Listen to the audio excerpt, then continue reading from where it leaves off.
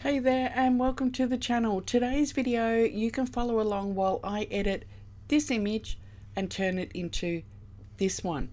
We're going to jump into Photoshop, we're going to do some skin retouching, we're going to do some color toning. I'm also going to add in some extra candle flames. I'm also going to take a little walk into DxO FilmPack 8 for some color correcting and color grading and some other finishing touches just to finish it off. So let's jump in. So before I go right through and show you absolutely everything, I thought I would just do a quick run through from how I got from this image through to this one at the end. So I basically started with doing a couple of different things. So if I zoom in, I had a LED sort of candle inside the pumpkin and I just wanted to fix that up. So the first thing I did was I grabbed my lasso tool and I went around this eye and just right click, copy, then grab that layer, move it over. What I want to do is go Control T and I just want to flip it over so that it's sort of the right angle. Just move it around so it fits a little bit better. And then I can come in with my brush and just sort of blend it in. I do have to just drag that corner out a little bit.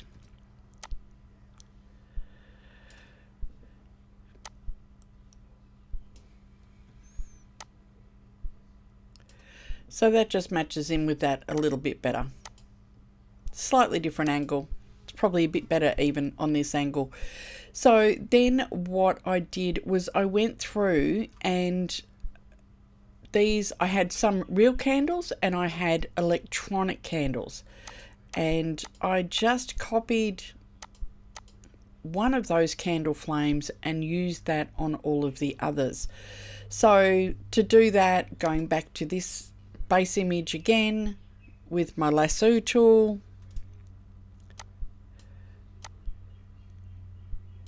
and it doesn't matter which flame you take, I'm just going to copy that and then I can move this up to there and putting a mask on it, going around with my black brush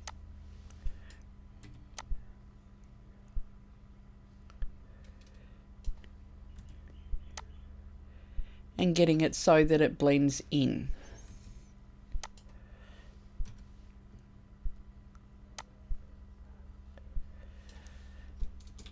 You don't even necessarily, especially on the darker areas, you don't even necessarily have to change the blend modes.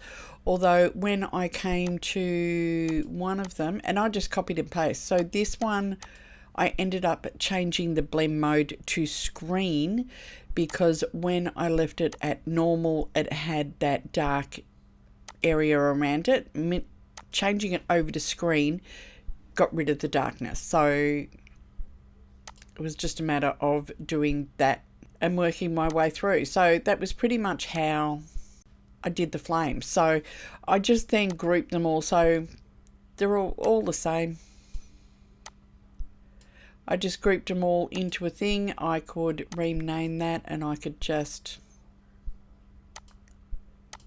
double click and go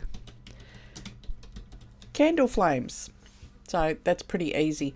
From there, I did a little bit of skin retouching and I just used the healing brush tool, come through and just cleaned up whatever needed to be cleaned up. So there was a few flyaway hairs and there's still a couple there. I could probably come in and do a couple more skin blemishes and things like that.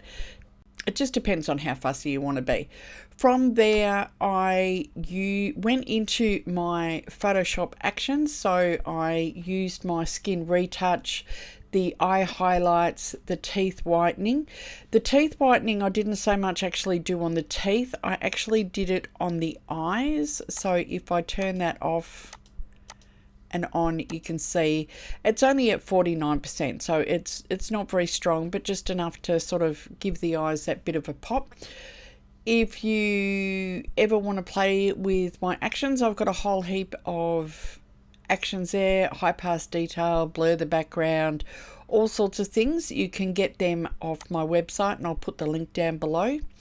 So that was just it for my skin retouching. I did a little bit of skin smoothing.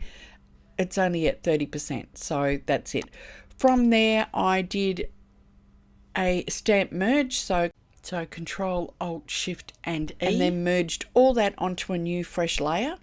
I then went into Exposure X3 and did a shadows cyans.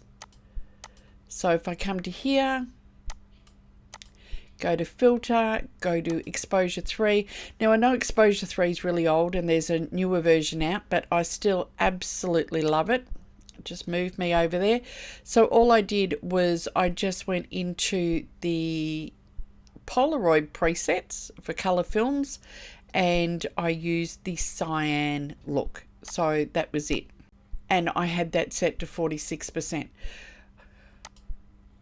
Also did a bit of a curves layer, then I stamp merged that onto a new layer, so Control Alt E. So from there I went into filter and I went into FilmPack 8.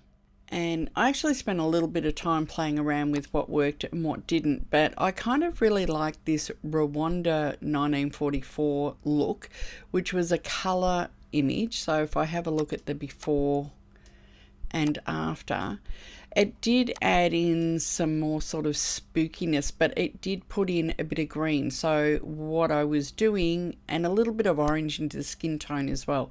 So if I just click save, and that brings me back into Photoshop, then I can drop the opacity down to about 50%.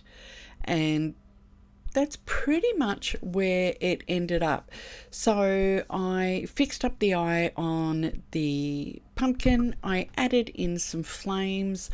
I did a little bit of colouring in Exposure 3 and also in FilmPack 8. Now something else that I could do, which I did on some of the images but I didn't do on this one, but I'm going to do here. I'm going to go in, I'm going to pick a nice soft brush. I'm just going to pick one of the colours from the candle flames. And I'm just going to paint that in just on a separate layer.